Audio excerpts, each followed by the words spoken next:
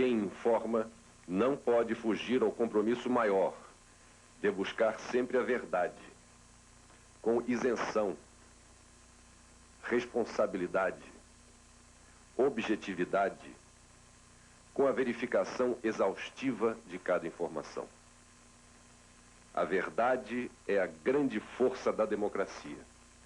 E a história nos ensina que, cedo ou tarde, ela há de prevalecer. Relatório da Kroll comprova que PC tem empresas no exterior para remeter dinheiro para fora do Brasil. A CPI sobre PC Farias adiou para segunda-feira a entrega do relatório final. Hoje, a comissão recebeu o resultado da auditoria da Kroll e mais documentos do Banco Central. A CPI recebeu do Banco Central meia tonelada de documentos sobre as contas bancárias dos fantasmas que os parlamentares já não têm praticamente mais tempo para analisar.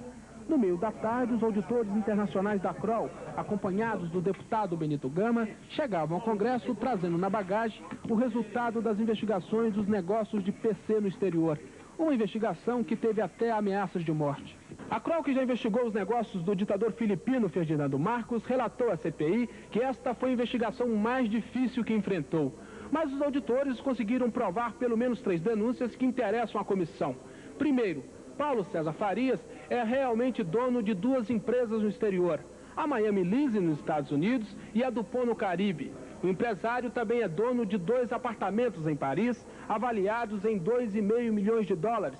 E por último, Ironildes Teixeira, que é sócio de 3 empresas de táxi aéreo nos Estados Unidos, é realmente testa de ferro de PC.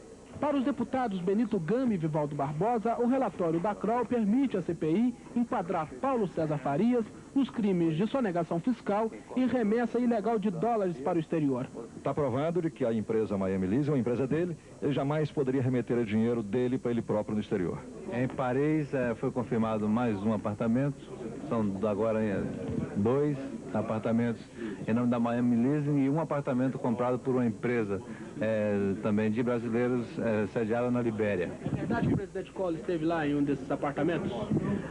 Temos a informação no relatório dessa passagem do presidente. Da mesma maneira que houve um relatório onde dizia que a Ana Scioli recebeu quase 10 milhões de dólares e não passou de 2 e pouco, tem muita coisa aí que temos que ter preocupação, porque a justiça é fria e vai julgar o que tem nos autos. José Máximo, dono da locadora GM aqui de Brasília, confirmou hoje que o ex-secretário particular do presidente Collor, Cláudio Vieira, lhe apresentou a seguinte proposta. Pediu que ele desse um sumiço em todos os documentos, provando que era a Brasiljet de PC quem pagava os automóveis alugados a Ana Scioli. E a CPI decidiu hoje adiar de sábado para a próxima segunda-feira a apresentação do relatório final.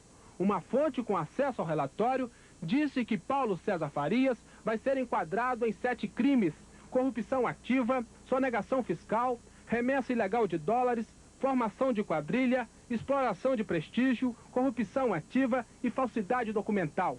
Segundo esta mesma fonte, esses crimes podem levar Paulo César Farias a passar pelo menos 10 anos na cadeia. É muita lama, muito fantasma. É um momento tenso que exige cabeça fria das autoridades e de todo o país. Isso pode demorar muito, a crise pode se estender por muito tempo. Espera-se, no entanto, da CPI, um relatório claro, justo e definitivo. É o momento de passar mesmo o Brasil a limpo. O governo faz as contas e continua duvidando que as oposições consigam aprovar o pedido de impeachment do presidente Collor. E o ministro Jorge Bornhausen diz que a crise política é provocada pelos que querem tomar o poder. O encontro com os empresários era para vender o peixe da reforma fiscal. O ministro acabou falando da crise política e disse que o governo ainda governa. Quero ressaltar que existe governabilidade. O Poder Judiciário julga, o Poder Legislativo legisla e o Poder Executivo está trabalhando, apesar de todas as dificuldades, e se instaurou realmente uma luta de poder. E o governo passou mesmo o dia dando mostras de que está vivo. Nesta cerimônia foram assinados contratos para garantir o lançamento do primeiro satélite espacial totalmente brasileiro. Depois, o que seria uma simples visita da Associação Brasileira dos Jornais do Interior virou uma solenidade. O presidente da associação deixou claro o apoio ao presidente Collor, que aproveitou a deixa para o recado político. A verdade é a grande força da democracia. E a história nos ensina que, cedo ou tarde, ela há de prevalecer. Um assessor do presidente Collor também se empenhou hoje em mostrar que a crise não preocupa tanto o governo. Ele diz que o presidente já está garantido em duas frentes. No campo legal, já existem vários pareceres de juristas mostrando que a CPI não pode acusar o presidente. E na área política, o governo confia que ainda tem maioria no Congresso Nacional. Esse assessor diz que muitos políticos acusam o presidente no palanque, mas aqui no Planalto reconhecem que tudo não passa de jogo de cena. Mas essa confiança só não é tão grande na equipe econômica. Hoje, um dos assessores do ministro Marcílio reconheceu ao Telejornal Brasil que a equipe está naquela base, um escorando o outro. Governo que se preze tem que ter estrutura política, defesa jurídica e uma postura ética e moral irrepreensível. É o que se espera de qualquer governo. Evidentemente, depois da apresentação do relatório da CPI, é que essa contabilidade de apoios ou desapoios é que vai começar a ficar mais clara. No governo, segundo fontes do próprio governo, ninguém conhece a realidade das acusações contra o presidente constantes na CPI.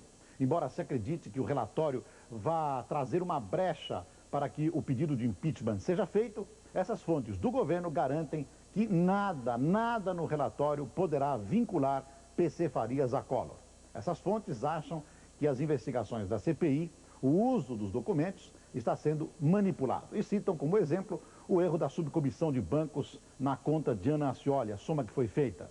Segundo essas fontes, o deputado Aloísio Mercadante, um economista, não cometeria tal erro. Haverá, sim, segundo essas fontes, má vontade.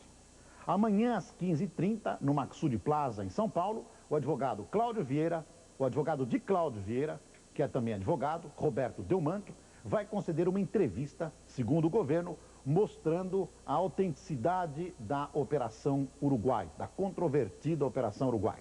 Para o governo, muitas das debandadas que estão ocorrendo de políticos não são reais. Na hora, votarão com Collor, apesar da retórica em contrário nesse instante. E, segundo o governo, haveria até adesão em segredo de setores da oposição. Esta é a posição, este é o pensamento, esta é a visão do governo. Acredite nela quem quiser. Veja a seguir, Polícia Federal ouve no Rio o ex-ministro da Marinha, Maximiano Fonseca. Ele foi falar das pressões de PC no caso VASP.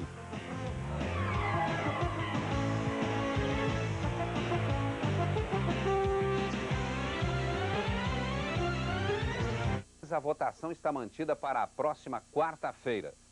Hoje, a CPI recebeu um relatório sobre as empresas aéreas ligadas a Paulo César Farias.